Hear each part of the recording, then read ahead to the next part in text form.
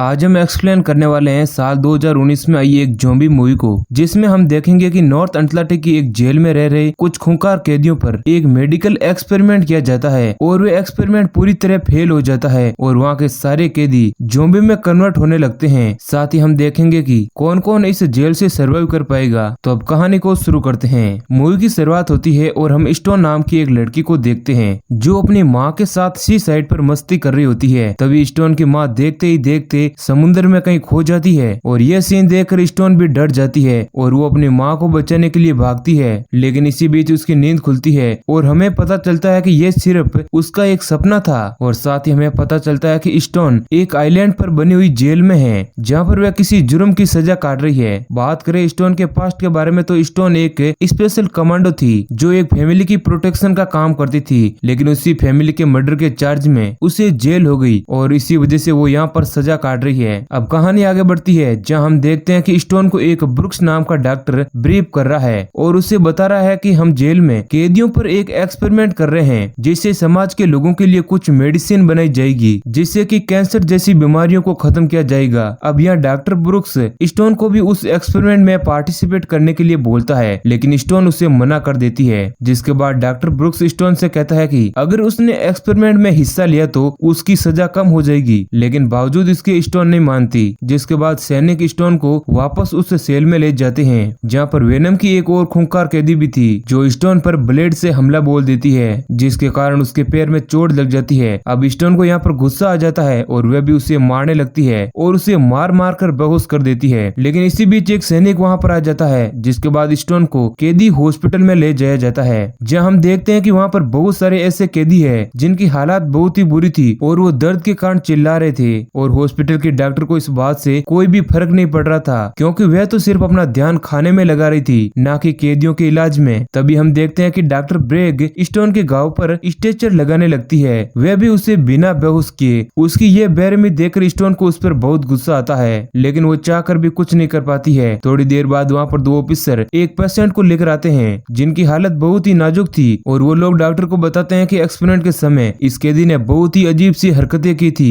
जिस कारण उसे यहाँ पर लाना पड़ा। अब उस कैदी की हालत देखकर डॉक्टर ब्रेक भी डर जाती है और उसे ऐसा लगता है कि शायद इस पर एक्सपेरिमेंट का रॉन्ग रिएक्शन हो चुका है और ये कभी भी मारा जा सकता है। अब रात होने पर हम देखते हैं कि स्टोन अपने बेड पर आराम कर रही होती है। तभी वो देखती है कि वह पेशेंट जिस पर एक्सपेरिमेंट का रिएक्शन हो चुका था वह पेशेंट वहाँ पर सोरे कैदियों को खा रहा है। उसकी ये हरकत देखकर स्टोन बुरी तरह से डर जाती है और तभी वहाँ पर ऑफिसर वुड हाउस जाता है और वह स्टोन को लेकर वहाँ से जाने लगता है, लेकिन वह कैदी स्टोन पर भी हमला कर देता है। लेकिन किसी तरह स्टोन वुड हाउस की गन लेकर उसे वहीं पर खत्म कर देती है, जिसके बाद वे दोनों लोग वहाँ से भाग जाते हैं। तभी एक आदमी सीसीटीवी कैमरे में देखता है कि सारे कैदी जिन्हें उस कैदी ने काटा था जिस पर एक्सपेरिमेंट का गलत रिएक्शन हुआ था, उसके काटने के बाद वे सारे के सारे कैदी ज़ॉम्बी बन चुके हैं और उनका व्यवहार भी बहुत ही खतरनाक हो चुका है। अब उन सारे कैदियों को इस हालत में देखकर वुड हाउस जेल का डेंजर सायरन बजा देता है जिससे कि वहाँ के सारे कैदी अपनी जेल से बाहर आ जाते हैं और भागने लगते हैं। लेकिन वहाँ के ऑफिसर उन्हें वापस से उस जेल में जाने के लिए कहते हैं, लेकिन वे कैदी लोग उनकी बात को नहीं सुनते हैं। तभी वहाँ पर वे इन्फेक्टेड कैदी भी आ जाते हैं जो उन सभी कैदियों पर और ऑफिसर पर टूट पड़ते हैं और इसी अफरा तफरी के बीच सारे लोग अपनी जान बचाकर भागने लगते हैं। वहीं डॉक्टर ब्रुक्स भी इसी बात की जानकारी वार्डन को देता है और उसे कहता है कि जिस पेशेंट पर उन्होंने एक्सपेरिमेंट किया था उस पर उसका उल्टा ही असर पड़ रहा है और वो अब एक ज़ॉम्बी बन गया है और वह दूसरे लोगों को भी बहुत ही बुरी तरीके से मारा है। ब्रुक्स उसे यह बात इसलिए बता रहा होता है क्योंकि वह सारे एक्सपेरिमेंट वार्डन क्रो के कहने पर ही किए जा रहे थे। अब वहाँ की इलेक्ट्रिसिटी भी चली जाती है और बचे हुए कैदी और ऑफिसर जेल की वार्डन के केबिन में चले जाते हैं जहाँ पर वार्डन उन्हें भागने के लिए कहती है और उन ऑफिसर को उन कैदियों को खत्म करने के लिए कहती है। लेकिन स्टोन उससे कहती है कि अगर तुमने हमको नुकसान पहुंचाया तो तुम भी उन ज़ॉम्बी से बचकर यहाँ से नहीं भाग पाओगी। और स्टोन सीसीटीवी कैमरे में देखती है कि डॉक्टर ब्रुक्स अभी भी जिंदा है और वे अपने केबिन में बैठा हुआ है। जिसके बाद स्टोन उसे बचाने के लिए जाने लगती है और उसे बचाकर वार्डन के केबिन में भी ले आती है जहाँ पर ब्रुक्स कहता है कि ये सब उस एक्सपेरिमेंट के फेल होने पर हो रहा है और वो लोग जिन पर इस एक्सपेरिमेंट का ट्रायल किया गया है वे अब किसी भी हालत में नहीं बच पाएंगे। तभी स्टोन वार्डन से कहती है कि हमें यहाँ से बाहर निकलना होगा, लेकिन वार्डन बताती है कि जब तक हम यहाँ की मेन टेलीकॉम लाइन को जोड़ नहीं पाते तब तक हम हेड वार्नर में इंफॉर्मेशन नहीं पहुँचा सकते हैं और तब तक हम यहाँ से भी बाहर नहीं निकल पाएंगे। लेकिन तभी हम देखते हैं कि ऑफिसर वुड हाउस भी अजीब सी हरकतें करने लगता है और स्टोन समझ जाती है कि उसे भी किसी ज़ॉम्बी ने काट लिया है। इसी कारण वो भी ज़ॉम्बी बनने लगा था। अब स्टोन उसे एक अलग कमरे में ले जाती है जहाँ पर उसे चेयर से बांध दिया जाता है और ना चाहते हुए भी उसे वुड हाउस को मारना पड़ता है और उसे मार के स्टोन बहुत ही उदास हो जाती है और वापस वार्डन के रूम में जाती है। तभी वे लोग सीसीटीवी में देखते हैं कि मेन गेट पर भी कुछ लोग खड़े हुए हैं जो अभी तक जिंदा बचे हुए हैं, जिन्हें ज़ॉम्बी ने इन्फेक्टेड नहीं किया है और वो लोग गेट के अंदर आना चाहते हैं और उनमें कैदी ब्रूचर की बहन और उस वार्डन की बहन भी होती है, जिस कारण वो लोग उन्हें बचाने के लिए बाहर जाते हैं। लेकिन इस दौरान बहुत सारे लोग मारे भी जाते हैं और उनमें से सिर्फ क्लोई नाम की लड़की ही बच पाती है। क्लोई अचानक से ये सब कुछ देख सदमे में थी और तभी सब लोग देखते हैं कि बाहर अब कोई भी नहीं बचा है और वो सारे लोग अब वार्डन के रूम से निकलकर जेल के आइसोलेशन रूम में जाते हैं। और वहीं एक और हम देखते हैं कि ऑफिसर लिनन और एक कैदी रस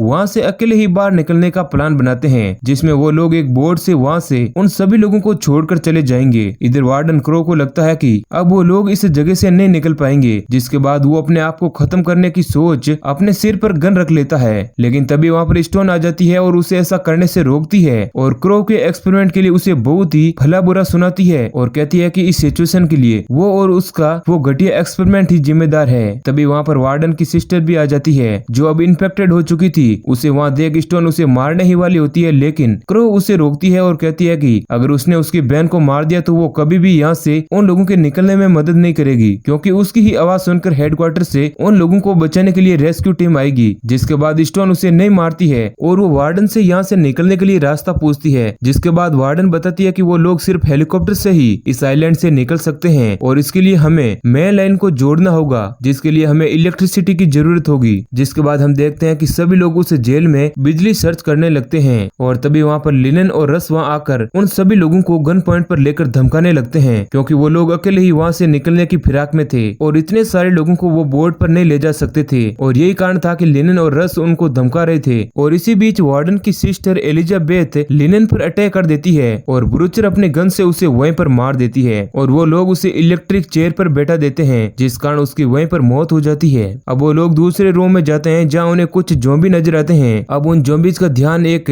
कैदी भटकाने की कोशिश करती है ताकि उसके साथ ही बिजली ढूंढकर टेलीफोन लगा सके और हेडक्वार्टर से हेल्प बुला सके। लेकिन इसी दौरान वह कैदी उन ज़ॉम्बीज के द्वारा मारी जाती है और वो भी इन्फेक्टेड हो जाती है, लेकिन उसकी यह कुर्बानी बेकार नहीं जाती है और उन बाकी लोगों को इलेक्ट्रिसिटी मिल जाती है और वो लोग मेन लाइन से उसे कनेक्ट कर देते हैं। और अब वार्डन क्रो उस आइलैंड पर एक रेस्क्यू टीम भेजने का कहती है और इसी बातचीत के जस्ट बाद वार्डन की सिस्टर एलिजाबेथ उस पर अटैक कर देती है और उसे वहीं पर मार देती है। और अब वहाँ पर और भी बहुत सारी ज़ॉम्बी आने लगते हैं और वो लोग फिर से अपनी जान बचाने के लिए भागते हैं, लेकिन उसी दौरान उनके कई साथी मारे जाते हैं और जो लोग बच जाते हैं वो वहाँ से भाग जाते हैं। अब वो सारे लोग बाहर की तरफ भागने लगते हैं, लेकिन तभी भागते हुए क्लोई का पैर एक इन्फेक्टेड ज़ॉम्बी पकड़ लेता है, जिसे बचने के लिए क्लोई उस ज़ॉम्बी को मार देती है। इधर डॉक्टर ब्रूक्स क्लोई को मुसीबत में देखकर उसे बचाने के लिए आगे बढ़ते हैं, लेकिन क्लोई ब्रूक्स को ज़ॉम्बी समझकर मार देती है। अब जेल में सिर्फ 3 ही लोग जिंदा बचे हुए थे जो अभी तक सर्वाइव कर रहे हैं और अब स्टोन बाकी के लोगों को एग्जिट गेट की तरफ चलने का कहती है और वो लोग आगे बढ़ते हैं, जहां हम देखते हैं कि वह कैदी मोसेस अभी भी जिंदा है और वो इसी दौरान ब्रूचर को भी काट लेती है, जिससे वो इन्फेक्टेड हो जाती है। और अब क्लोई देखती है कि उसकी बॉडी में भी कुछ अजीब से परिवर्तन आ रहे हैं, क्योंकि जब क्लोई का पैर उस इन्फेक्टेड ज़ॉम्बी ने पकड़ा था तब उस ज़ॉम्बी ने क्लोई को इन्फेक्टेड भी कर दिया था, जिसके बाद ब्रूचर उसे अपने साथ इलेक्ट्रिक चेयर पर बैठाकर उसे मार देती है। और ये सब कुछ देख स्टोन इमोशनल हो जाती है और किसी तरह वो वहाँ से अपनी जान बचाकर बीच पर भाग आती है, जहाँ रेस्क्यू टीम आ जाती है और वो लोग स्टोन को अपने साथ हेलीकॉप्टर में ले जाते हैं, जहाँ पर स्टोन को एक व्यू आता है कि वो अपनी माँ के साथ इसी बीच पर एंजॉय कर रही है। और जब उसका विजन टूटता है तब हमें पता चलता है कि स्टोन भी अब ज़ॉम्बी बनने लगी है, क्योंकि भागदौड़ में एक ज़ॉम्बी ने उसे भी काट लिया था। और इसी सीन के साथ मूवी एंड हो जाती है। तो ये कहानी अगर आपको पसंद आई है तो वीडियो को लाइक जरूर करें। ऐसे ही और वीडियो पाने के लिए चैनल को सब्सक्राइब करें।